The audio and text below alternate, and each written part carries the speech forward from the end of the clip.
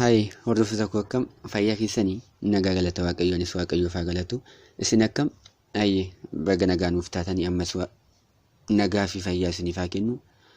Mee har'a waan tokko isinitti himuudha. Innis maal seetu haala kamiin FB keenya yookiin Facebook akkaawuntii keenya kan hin fayyadamne jechuudha. Kan nun fayyadne haala tasuma banuu dandeenya yookiin yaadni tuma osoo bannee ammammoo akkaawuntii sana balleessuu yoo barbaanne jechuudha. Akkaawuntii FB sana balleessuu barbaanne haala kamiin balleessuu dandeenya. Isa jedhuun isinitti maafini. Sana dura namoonni chaanaalii kan keenya kana dura nuuf hordofaa nuuf ilaalaa akkasumas subscribe nu gochaa turtan ulfaadhaa isin galateeffannaa. Sana malees namoonni haarawaa gara kallattii chaanaalii keenyatti dhuftan please subscribe gochuun dagatina. Sana malees eega subscribe gootanii mallattoo akka bilbilaa kan al tokkoof cuqaasuun dagatina. Innis maal jechuudha? Viidiyoowwan nuti hojjennu kallattumaan akkasiin qaqqabaniif jechuudha. Malkaatuuf kana booda waan hedduu hojjechuudhaaf jira. Keessaa ijoollee Imireetota Arabaa jirtaniif baay'ee si fayyada jennee yaadna.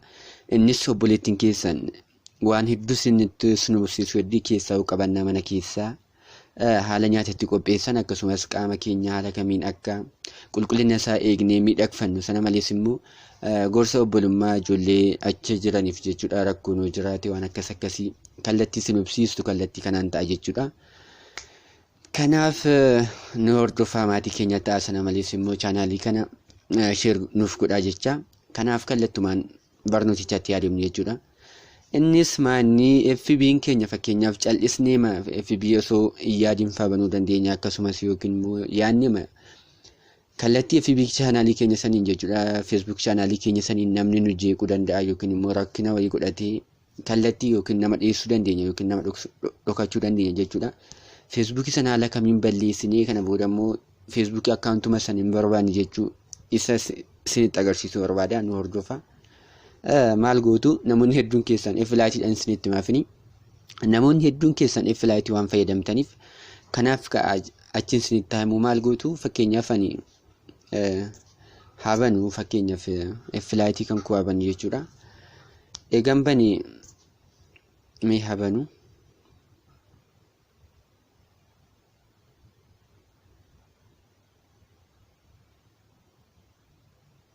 eegan bane fakkeenyaaf piroofaayiliin koo isa kana jechuudha.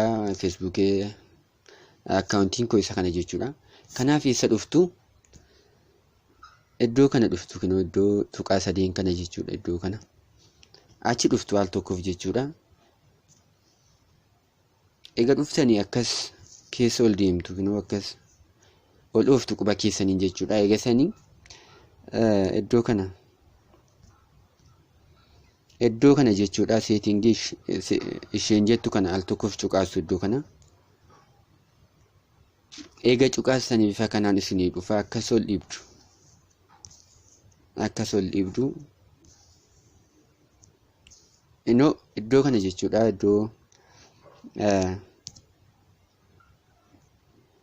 Iddoo accounts ownership and the control isheen jettu jirti jechuudha.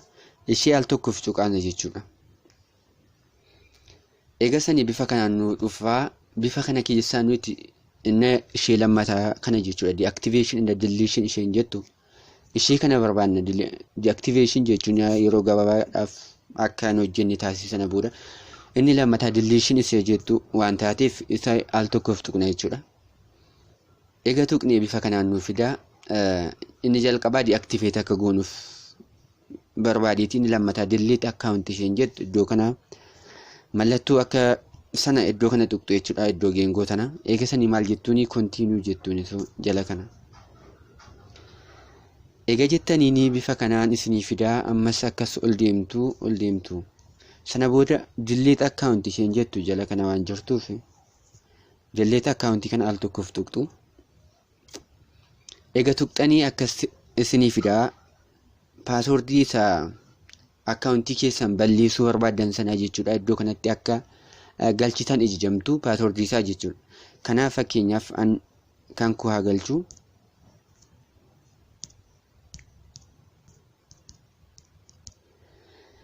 Eega sanii maal jettuuni continue jettuun. Eega sanii akkas isinii fidaa. Delete account jedha cancel jedha. Kanaaf balleessuu yenna waan ta'eef delete ishee jettu. Kana al tokkoof cuqaasna.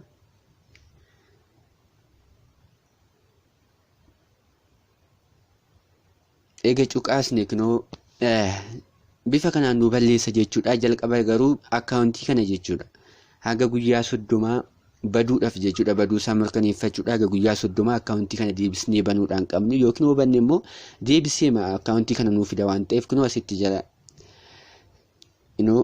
iddoo kanatti jechuudha hanga guyyaa 30 Ingiliffa kootiin hiikadhee jechuudha.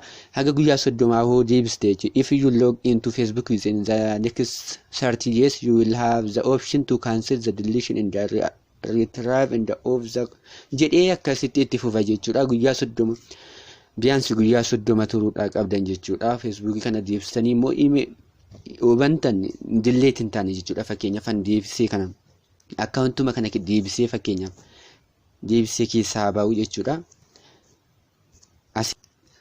Fakkeenyaaf amma waan balleesseef guyyaa 30 sun guutii waan ittiin deebi'eef jechuudha. Akka baduuf hin banne jechuudha. Itti deebi'aa yaalu fakkeenyaaf asitti iddoo kan koo galchee jechuudha. Akkaawuntii kee isa duraa isa balleessi jedhu kana jechuudha.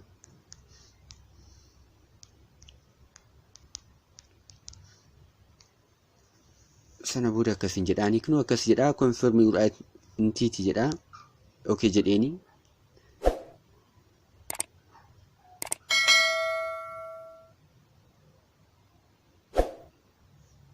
Akkasitti soqaa jira jechuudha amma. Egaa sanii akkas profaayilii kan koo isa badii sanaa fidee jechuudha. Bifa kanaan barreeffama kana isin dubbistanii hubachuudha dandeessu jechuudha.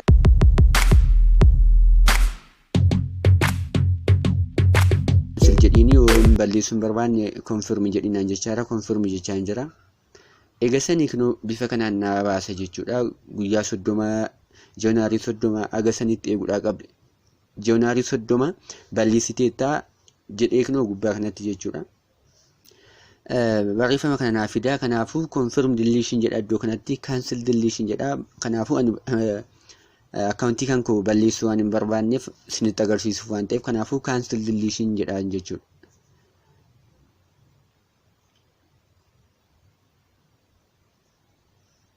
Sana booda kunoo qajeeluma akkaawuntii Facebook kootu nagalcheera jechuudha. Kunoo bifa kanaan akkaawuntii keessan osoo guyyaa 30 guutiin balleessanii guyyaa 30 osoo guutiin yoo deebistanii fayyadamtan bifa kanaan isin deebisa.